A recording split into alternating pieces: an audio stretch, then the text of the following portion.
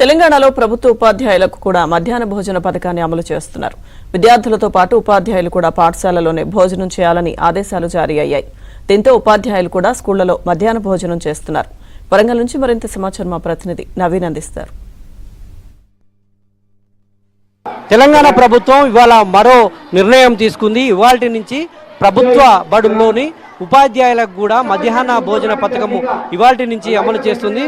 చిన్నారులతో పాటు ఇప్పటికే చిన్నారులు మధ్యాహ్న భోజనం చేస్తూ ఉన్నారు. చిన్నారులతో పాటు ఉపాధ్యాయులు కూడా మధ్యాహ్న భోజనం చేసేందుకు ఇవాళ తెలంగాణ ప్రభుత్వం శ్రీకారం చుట్టింది.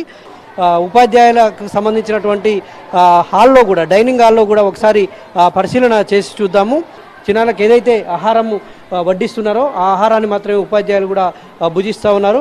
ఇక్కడ ఉపాధ్యాయులు ఉన్నారు, మరి వారిని అడిగి మరిన్ని వివరాలు తెలుసుకుందాం. ఎట్లా ఉంది సార్, ఏ ఉద్దేశంతో ఈ పథకం అమలు చేస్తున్నారు?